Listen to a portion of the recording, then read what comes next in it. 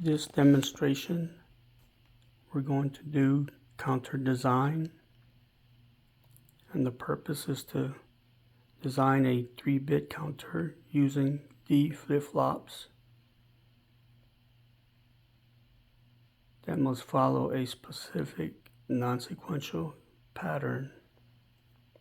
So it's going to be 1, 2, 4, 6, 7, and it cycles back 1, 2, 4, 6, 7, and it repeats. It loops over and over. So we need to design the simplest circuit using D flip-flops. Our pattern continues. We minimize the number of gates, and we consider using K-maps for logic simplification.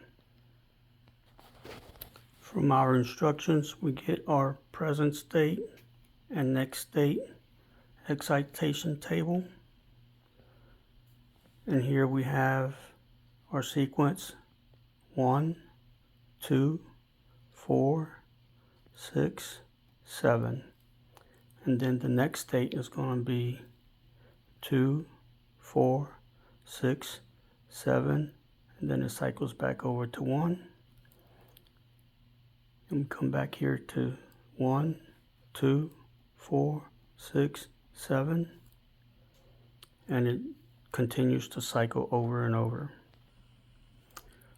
From the same excitation table, we get our D 2, 1, and 0 columns, and that corresponds with our K-maps.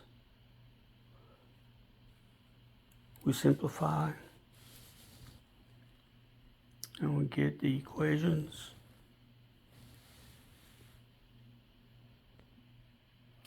From those equations, we get the gates.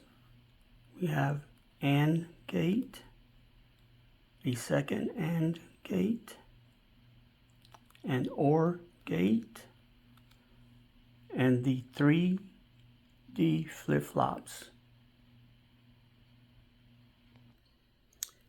The D flip-flop chips that we're using has 2 D flip-flops per chip.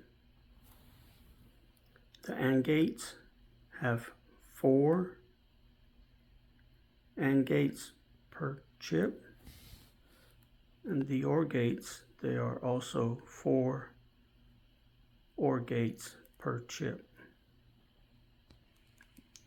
So it turns out that we need 2 74 D flip-flop chips, 1 7408 AND chip, and 1 7432 OR chip. So I made a quick sketch with the 4 chips. I made a rough sketch of where my chips are going to route to. Here I have expanded the chips and made a better wiring schematic. Have the clock that goes to each of the D flip-flops. The outputs of the D flip-flops go to LEDs, and they also go to the AND gates as well as the OR gate. So according to my diagram, I have my clock signal coming in to each of my D gates. From there, I proceeded to wire the rest of the circuit. The output of the most significant D flip-flop, my Q2, the output goes to the LED, as well as one AND gate and the second AND gate. The output for my middle bit goes to the LED as well as back to the AND gate. And that same AND gate goes through the OR gate. Then I have another signal coming in from the Q not on the middle bit to the OR gate. And that same OR gate feeds back.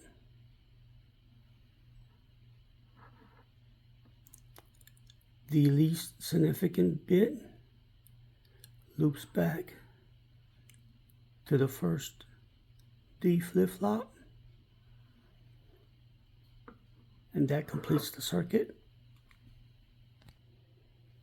Here I am using the pulse switch to cycle my signals. Starts at 6, 7, 1, 2, 4, 6, 7, 1, 2, 4, 6, 7, and that continues to cycle through. That's with the pulse switch. We also have a constant clock signal that we can adjust with the course frequency. 1 Hertz, 10 Hertz, 100 Hertz, 1 kilohertz, and 10 kilohertz. We can adjust it with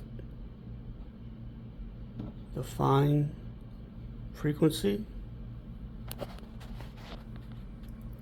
And when we turn it on,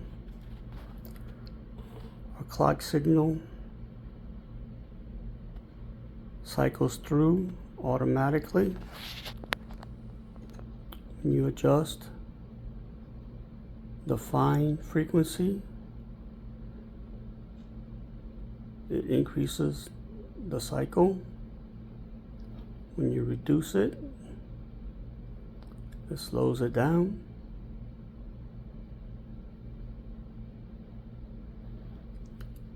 We can select 10 Hertz, and you can see that it's cycling faster. Slow it down with the fine frequency, and then you can increase it again. And now it's going so fast that you can't see it. It's blinking, but it's really hard to tell.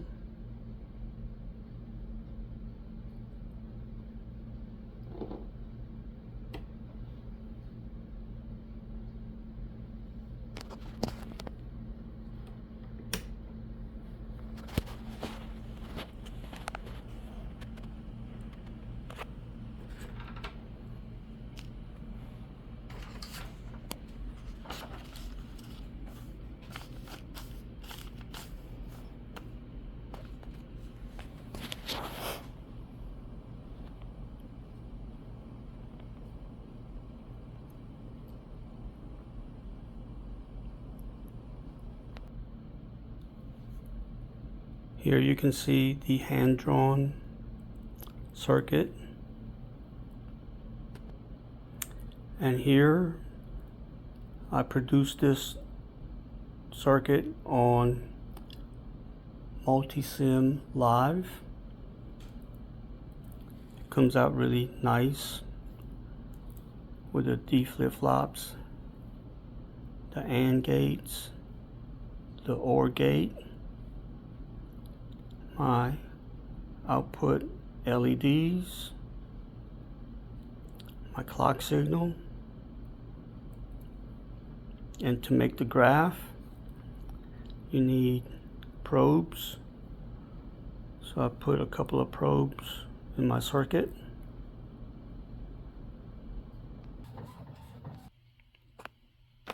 And this is the output graph that I printed out from Multisim Live of this circuit.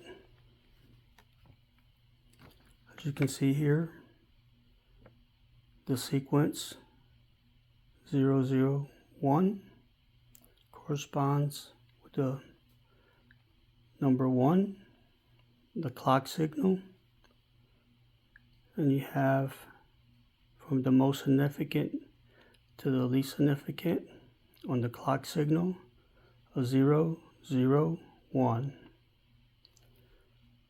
On the number 2 on the clock signal you have a 0, 1, 0. On the 4, the clock signal 1, 0, 0. On the 6, the clock signal 1, 1, 0. The 7, the clock signal 1, 1, 1. And it cycles over again. The number 1, clock signal 0, 0, 1.